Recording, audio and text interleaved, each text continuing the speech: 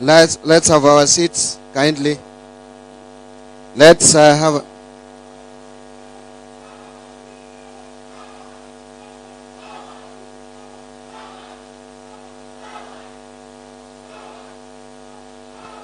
Higher. Thank you very much. Let me begin first by giving the formal address to this gathering. And I would start by recognizing the representatives from the University Students Association who have helped me in organizing this forum. Esteemed student team leaders or team members, members of the business community, members of Bunge la Wananchi, my team from the National Treasury, the national government officials led by the county commissioner, distinguished guests, ladies and gentlemen, good morning. I think it's afternoon now. Good afternoon. Let me first start by extending to you all a warm welcome to this stakeholder engagement forum.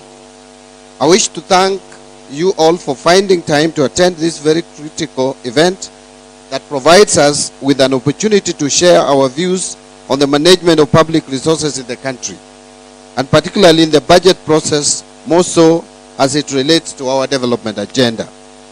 So at that point, I want just to mention that today's engagement was covering not only privatization, but also the budget making process, which has just begun. The coming month of February, we are going to table into the National Assembly, to the Parliament actually, both houses, our budget policy statement for 2026-27. And therefore, this engagement is very important.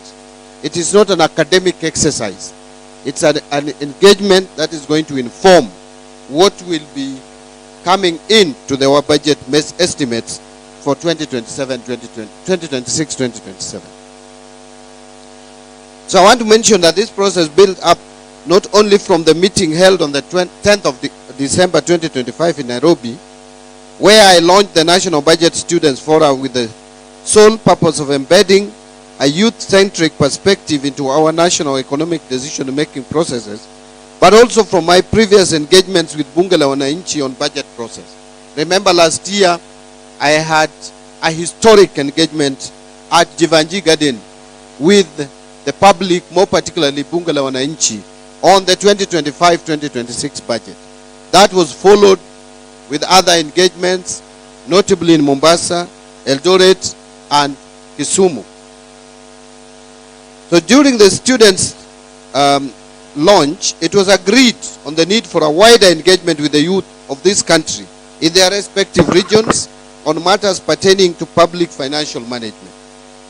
Further, in view of the recent government efforts on privatization, it has been deemed fit to broaden this engagement to include the business community and the Bunge la Wananchi for a more comprehensive stakeholder information and participation. The successful engagement with the Bunge la Wananchi in the last financial year could only be built upon. Feedback from the Bunge membership has been that this engagement must continue. The National Treasury's engagement with members of the business community is also not new. Under my watch, it has been definitely been enriching in shaping my resolve to have in place more inclusive policies that allow more Kenyans to participate in public resource management.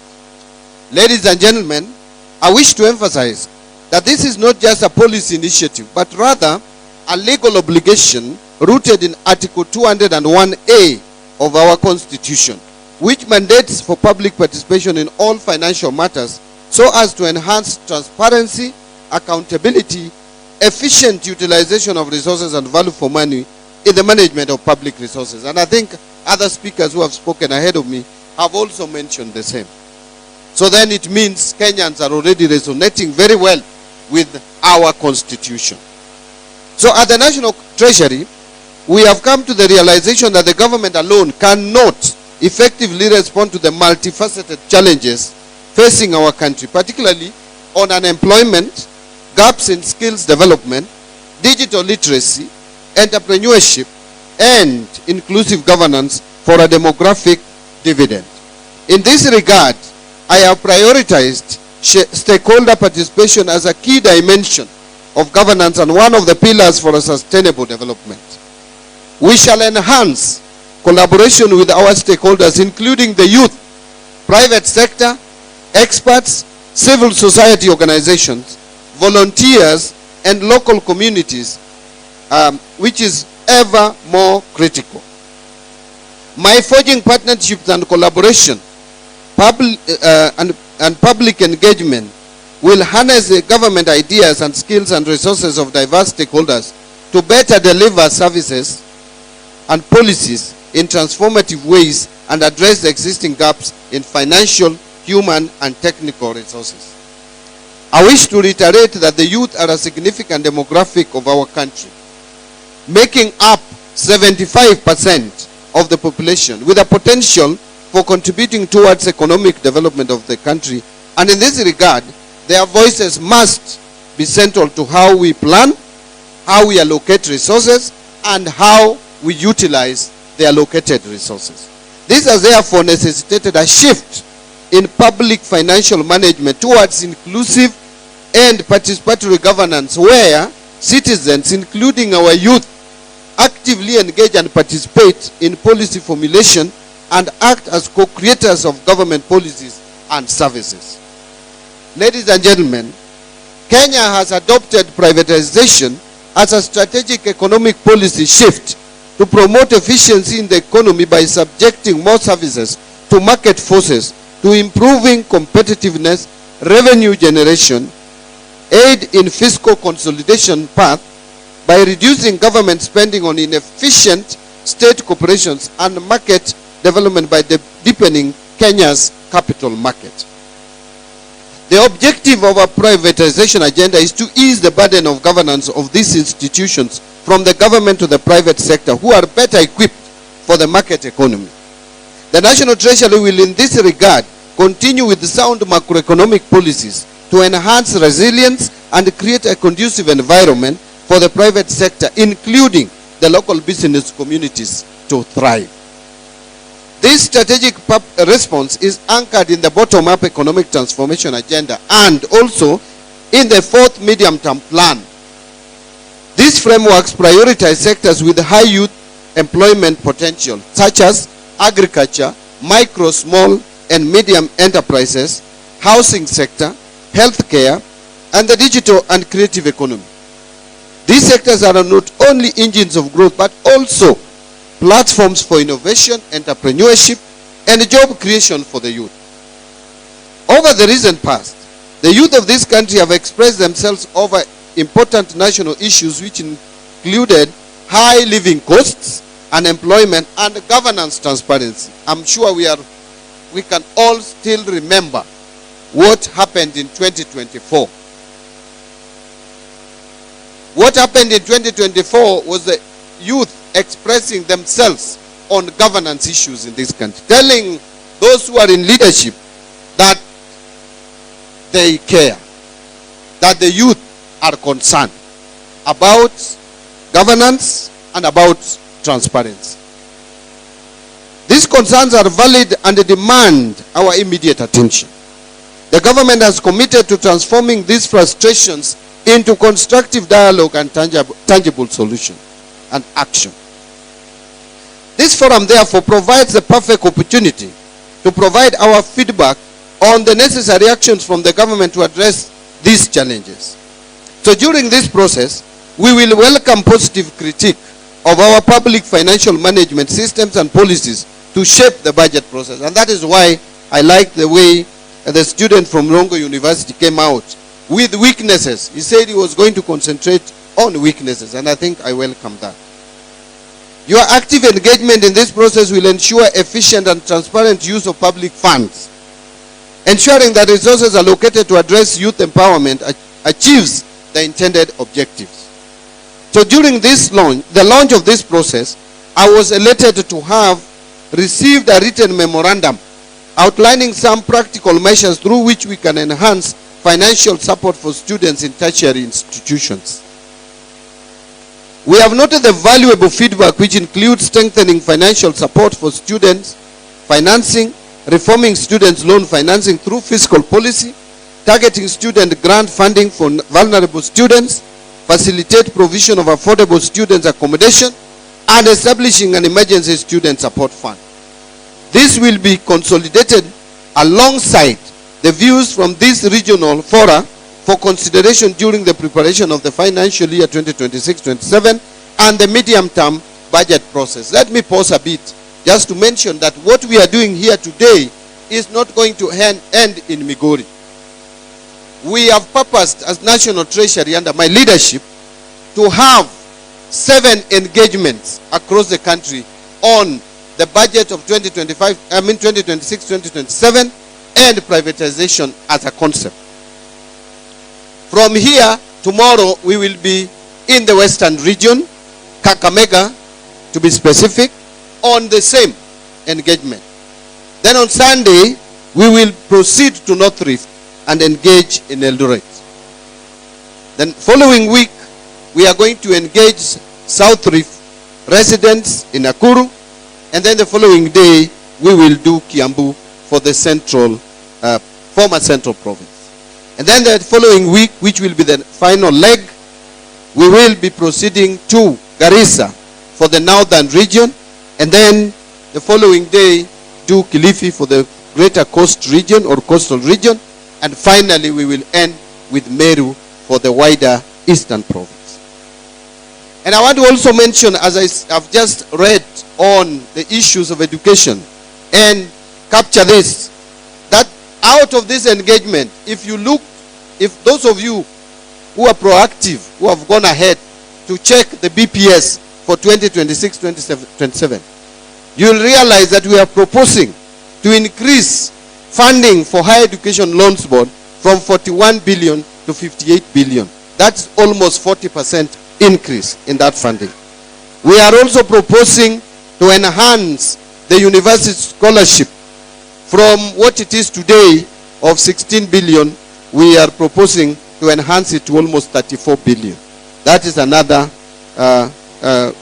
increase of about 16 billion. Now, that is a demonstration that the engagement we have been having with the youth and the students is not in vain, that we are listening. So we will make those proposals to Parliament. Parliament will consider and approve. I want to respond at this stage that I've heard some people say that we are defunding education as a government. Far from it. Let me be categorical. The truth is that education requirement is very high. But we have made deliberate efforts to make sure that we make education affordable in this country. And that is why, if you look at the budget for education in 2022 and what we have proposed for 2026-2027, it's an increase of about 150 billion going to the education sector. So whoever is claiming that we are defunding education is being economical with the truth. We are actually enhancing the budget for education, and I was looking at the numbers. Last financial year, which is the current financial year, the current financial year 2025-2026, we have provided 703 billion for education. But in the coming financial year, we are even proposing a higher figure, moving from 703 billion to 748 billion. That is an additional 45 billion shillings going to the education sector, even with the financial challenges we are facing. I wanted just to underscore, because many of us have spoken about funding education, I wanted to underscore that at this stage so that it comes out clearly.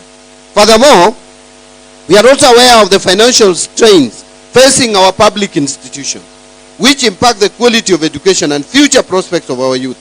Our strategy emphasizes increasing funding, as I've mentioned, also dealing with infrastructure development in the schools and other learning institutions, and curriculum reforms to equip students with skills relevant to the evolving job market, particularly in areas like artificial intelligence, data science, green technologies, and vocational trades.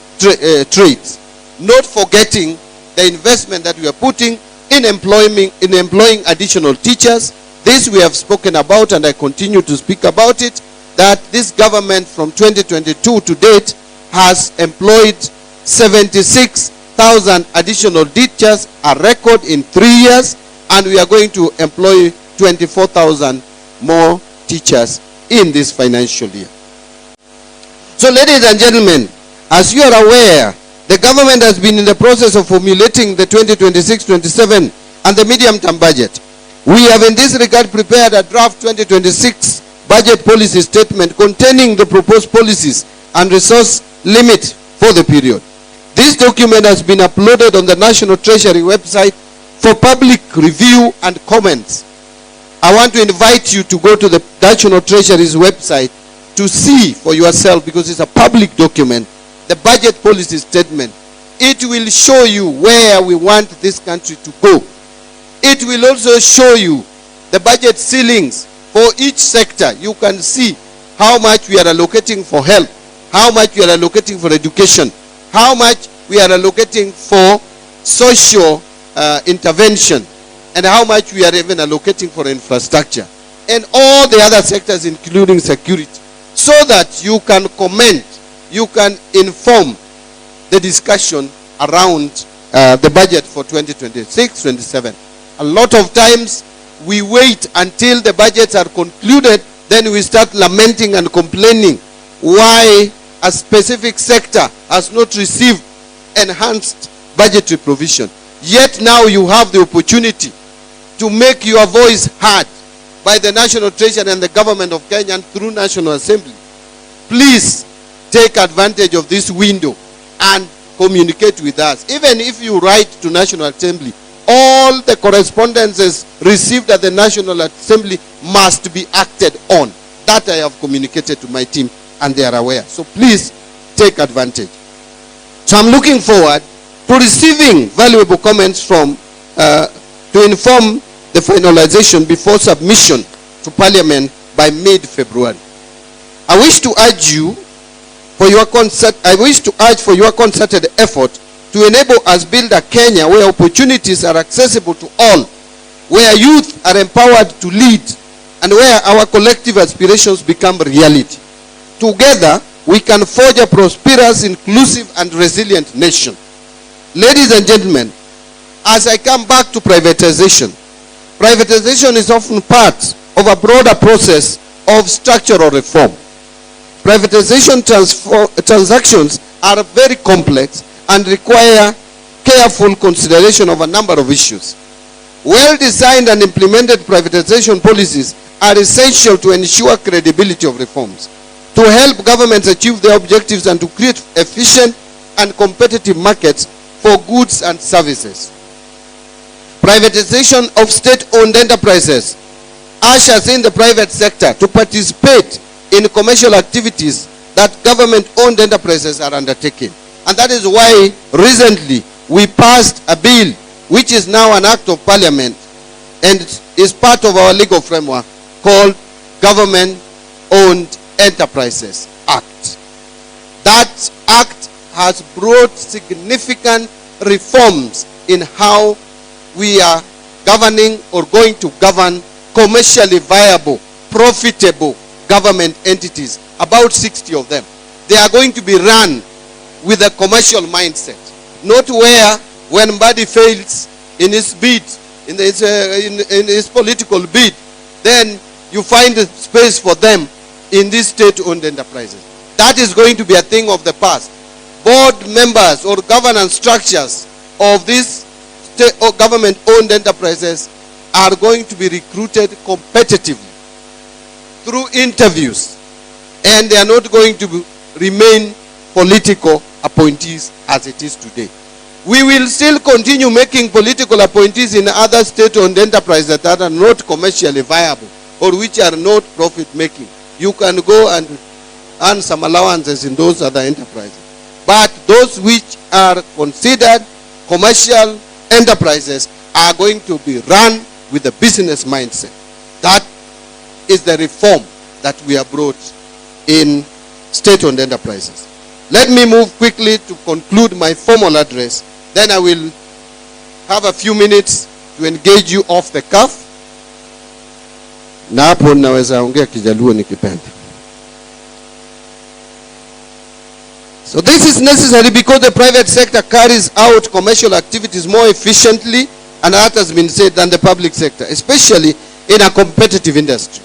By the way, I hope you are aware that you as individuals and your private businesses are included when I make reference to the private sector. Every one of us here belongs to the private sector. So the benefits of privatization include lower prices, and that it surprised me when many of us had the feeling that if we privatize KPC, that it would result into higher prices. That, far from it, it should be the reverse. And I will explain to you once I finish my speech. Results in better quality of goods and services produced, wider choices for consumers, more innovation, minimal red tape in decision making, and less corruption. To safeguard these benefits of privatization, the government has a social obligation to maintain a fair business environment through appropriate regulations and policies. Already, Kenya has developed a fairly robust regulatory environment with the Competition Authority of Kenya overseeing all sectors of the economy, supported by sector-specific regulators such as Communications Authority of Kenya. So privatization as a key tool to address the following three major economic balances government, which I want to mention, the three major economic issues that need to be addressed through privatization. One is the government debt, two is the public expenditure, and three is revenue raising.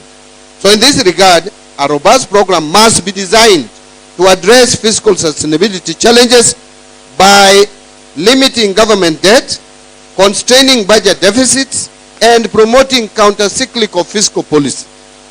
Having pursued fiscal consolidation in the recent years, the policy has now reached optimal levels and hence cannot be pushed further.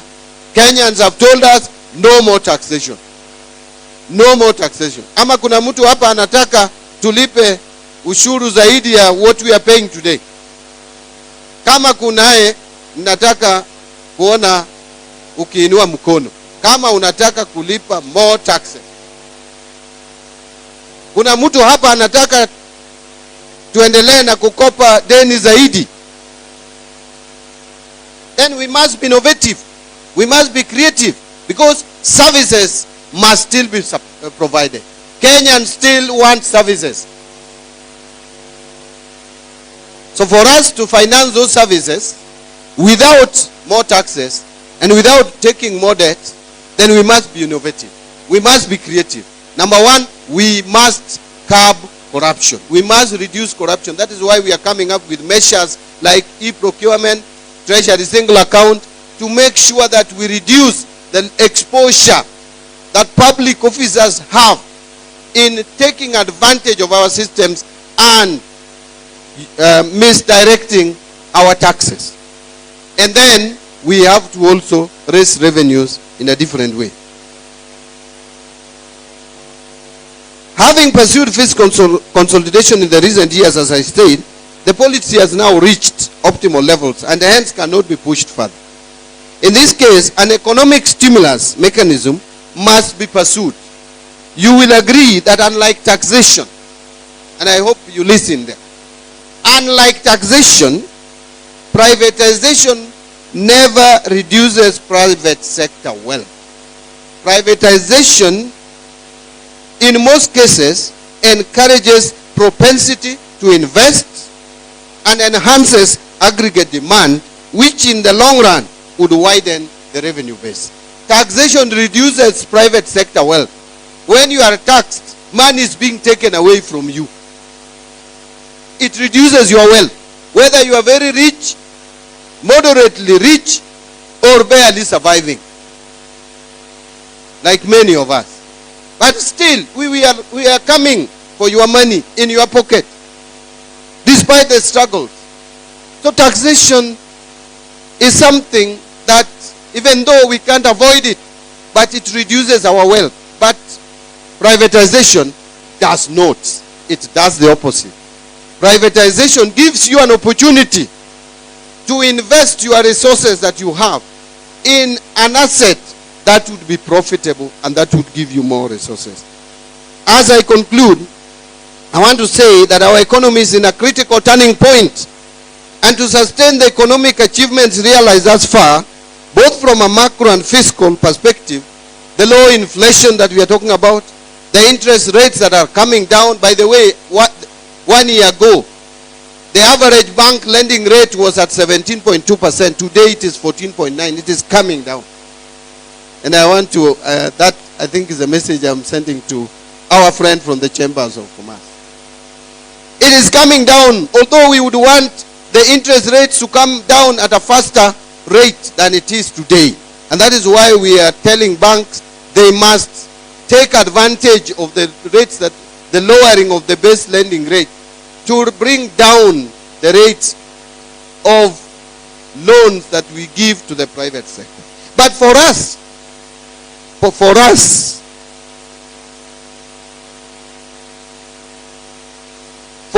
to maintain that momentum of these positives at the macro and fiscal level, we must turn to innovative financing mechanisms to fund our infrastructure and public service projects. So as the financial needs of the government continue to outpace available public resources, private sector participation has become a critical tool in addressing infrastructure gaps, enhancing service delivery, and promoting sustainable development.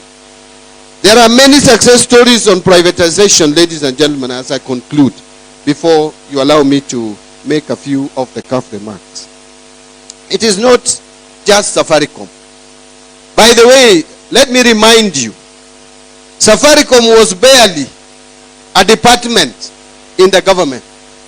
It's a small thing, making some meager profit. And people were happy with it that time, that this is a profitable company. The government took a decisive decision in 2008 to privatize Safaricom. In fact, even earlier, to invite partners.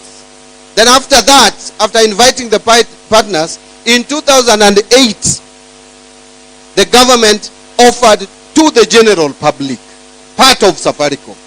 That is why today we own 25% of Safaricom as individuals, as Kenyans. 25%. Look at the transformation that has taken place in Safaricom. The kind of profitability of this venture. What makes you think that we have reached the optimum? There is still room for Safaricom to even be more profitable. And let me tell you, the technology space and telecommunication, more particularly telecommunication, is advancing rapidly. You cannot afford to be static. But with heavy government presence in Safaricom, we will be stifling growth in Safaricom. Because government by its nature, whether you go to America, you go to China, you come back to Kenya, is bureaucratic. Government systems are bureaucratic. It is like there is a policy in government that a document cannot be transacted fast.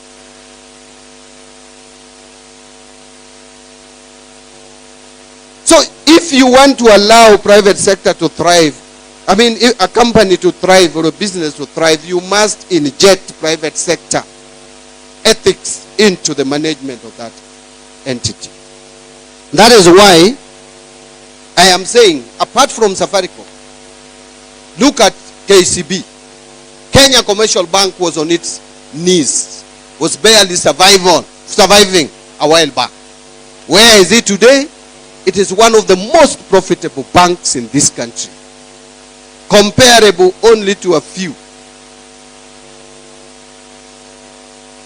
Because of privatization. Kenya Power, someone talked about Kenya Power, whether we will privatize. Kenya Power is already enjoying privatization. We privatized Kenya Power and Light. Before, it was running into losses and losses and losses. Today, Kenya Power has started making profit because of privatization. What of Kenyan? I can go on and on. Of course, there are also failures, like Uchumi. We tried to privatize it. It's a total flop. So it depends on how you execute privatization and the timing. If your timing is wrong, you will get it wrong. And I will tell you, with my knowledge and understanding, our timing for Kenya, for KPC, the Kenya pipeline, is perfect. If we don't do it now, believe me, we will regret a few years to come. Don't ask me why. This is the time to privatize KPC to make it more profitable. That is a company that has the potential. If you have money, if you have some money to spare, kindly save it. We are issuing IPO next week for Safaricom, God willing.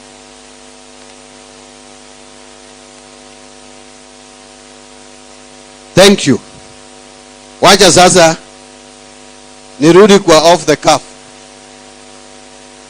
And I want to say this in English before maybe you allow me. I know there are a few of us in the gathering who don't understand Doluo, including my great friend, Deputy Governor.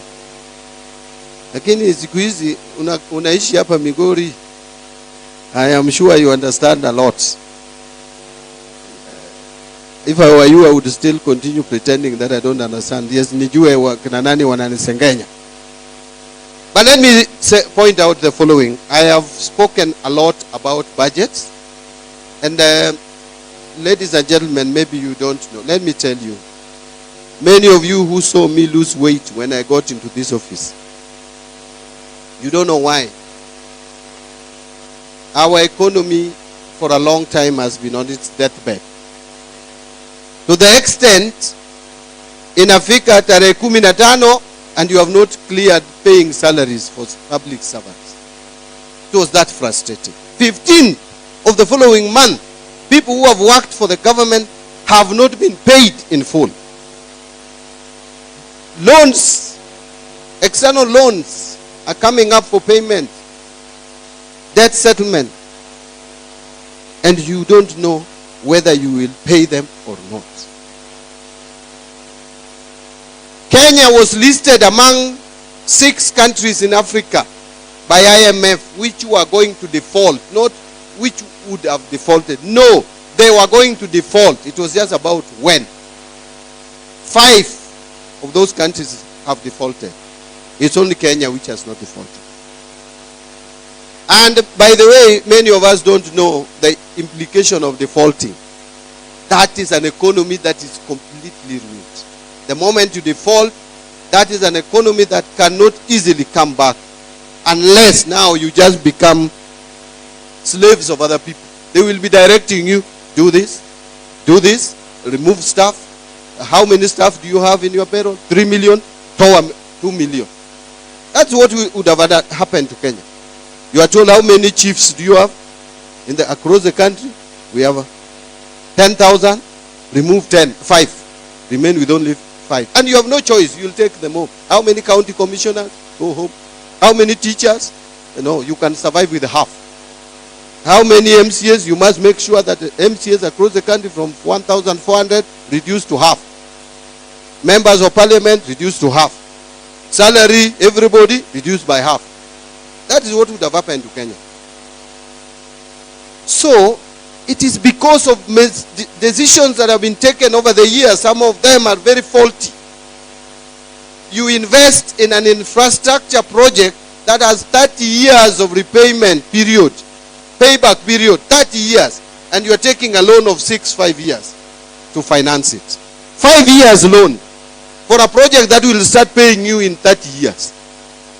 Are you being clever? Are you being wise? And then you also don't have any space for taxation. Yet, economy must grow. Our youth, Kenya has one of the fastest growing population in the world. And we are educating our youth, and they are very intelligent and sharp. And they are coming out of school, out of colleges with no jobs. Our economy growing at 4%, 5% cannot create enough jobs. we must make this economy grow at 7%, 7.5% and above. That you can only do, you cannot do that by being complacent and comfortable with the way things are. We must invest more in infrastructure in this country to expand the economy of the country without A, taxing people, 2, taking expensive loans that would be impossible to pay. So where do you run? You have assets here. You have Safaricom making profit, yes, but out of it you can raise 240 billion shillings at one go by selling only 15% of it. You have 35%. You can still retain 20%. And by the way, it is not just this government which is selling or offloading shares. It's actually not even sale. It's offloading shares. It's only Uhuru Kenyatta who did not offload shares in Safaricom. Moi did 40%. Kibaki did 25%. We are only doing 15%. Why this noise about 15%? Why didn't you make noise when Kibaki was releasing 25%? Or is it because of ethnicity? What is the justification? 240 billion. How much dividend are we getting out of 15 billion today? Out of 15 billion today, we would be getting about 6 billion shillings. Divide 240 by 6.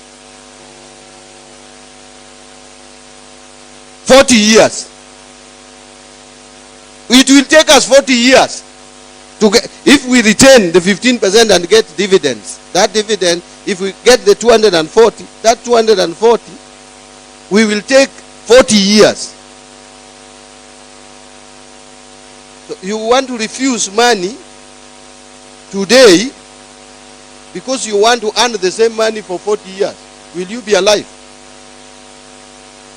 You have not even factored the time value of money, because 240 billion today is not 240 over the years up to 40 years. So long as where you put that money makes sense. And that is why we are saying that yes, we have some infrastructure projects which can be commercially viable. Roads we can turn, dams which we can use for irrigation, commercial irrigation. We have energy in this country. The reason why we have blackouts all over the place is because Kenya is generating only 3,000 megawatts per year. But our economy should generate no less than 10,000 megawatts. Where are we going to get money to generate more power? Mutaua wandai bure, ati wandai anafanya kuna blackout, anatoa power wapi? He cannot manufacture power in Ugunja. He needs to invest money to generate power and transmit it across everywhere in our villages and in our factories. Where does he get that money? He has to come to me. Where do I get the money? If I cannot offload these shares, what do I do? I will go to IMF, World Bank, to China to borrow loans expensively. Who will pay it? You and your grandchildren. If I cannot go for loan, I will come for your money. I will come for your salary. I will come for ile pesa unatengeneza ukiuza mboga. But if I can't come for it, allow me to offload some shares. And what we are saying, we are offloading these shares, we get 240 billion and put it in an infrastructure fund. That infrastructure fund is going to crowd in private sector. So what am I saying? Let me just explain it in a minute. If, for example, a road has been costed. Now, let me not give the example of a road. Let me give the example of JKIA. We have the worst airport in the region today. And we are the biggest economy in this region. Number 6 in Africa. The only economies which are bigger than Kenya in Africa is South Africa, Nigeria, Algeria, Egypt, and Morocco. All in, apart from South Africa and Nigeria, North Africa. Kenya is the only economy standing in this region. We have bypassed Ethiopia. Yet we have, what if I was speaking in Kijalu, I would say Kundudo. As airport, leaking. You arrive in Jomo Kenyatta and it is leaking. It's a shame.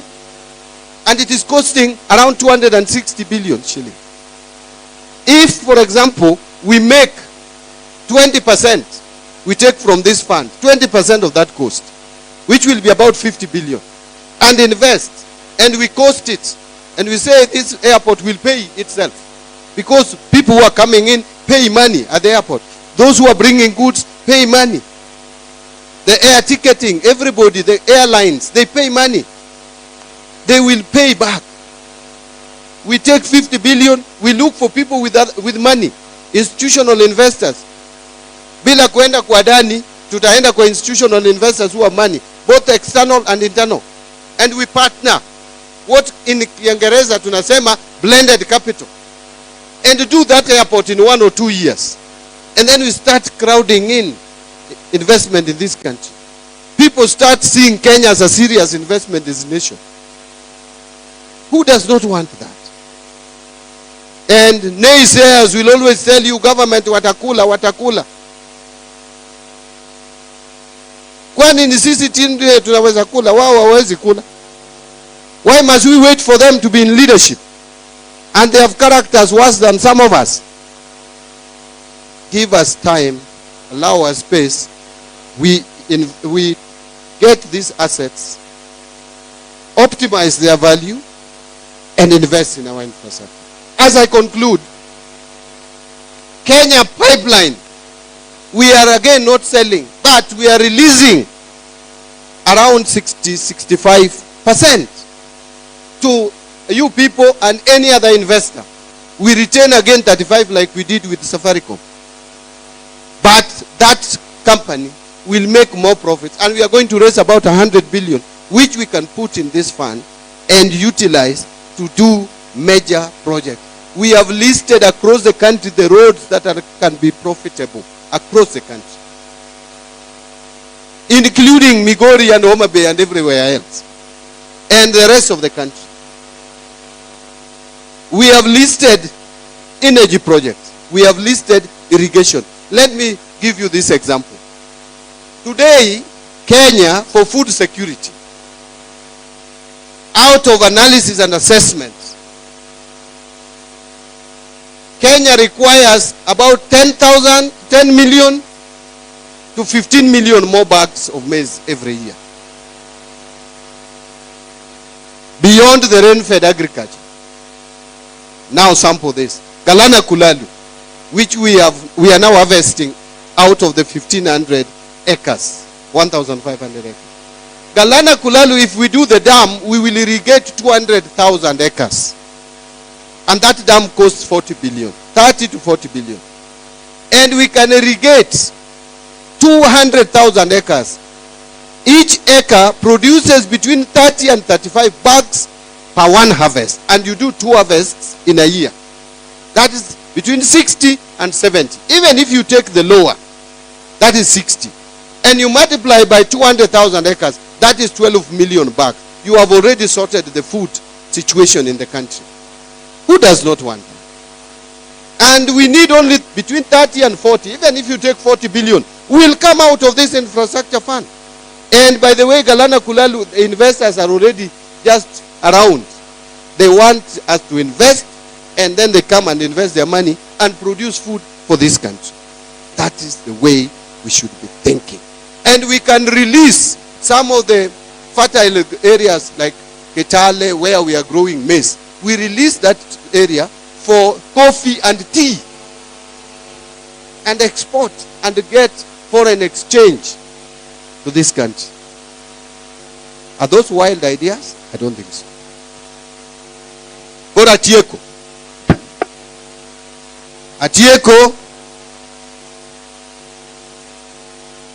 Atieko kawacho ni gimano